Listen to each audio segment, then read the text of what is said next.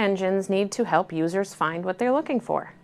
To make sure they list the best results first, they look for signals of popularity, authority, relevance, trust, and importance. SEO, also called organic or natural optimization, involves optimizing websites to achieve high rankings on search engines for certain selected key phrases.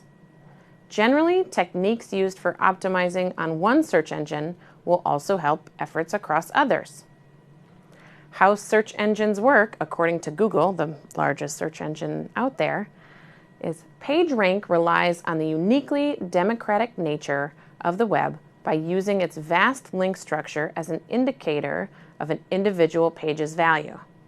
In essence, Google interprets a link from page A to page B as a vote by page A for page B. But Google looks at more than the sheer volume of votes or links a page receives. It also analyzes the page that casts the vote. Votes cast by pages that are themselves important weigh more heavily and can help make other pages important. According to the text, there are two main strategies for SEO. The first is on-page optimization. On-page optimization is achieved by making changes to the HTML code, content, and structure of a website, making it more accessible for search engines and therefore easier for users to find. The second is off-page optimization, which is focused on building links to the website and covers activities like social media and digital PR. SEO is an extremely effective way of generating new business or new users to a site.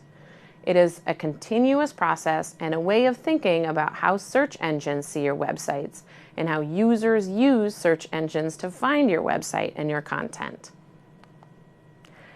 SEO is fairly technical, but we can think about it for marketing in these ways. We need to have a search engine-friendly website structure. We talked about this a little bit in the last lesson. We have to have a well-researched list of key phrases, and we talked about this in the last lesson as well. Our content has to be optimized to target those key phrases. Again, content is king, I keep saying that.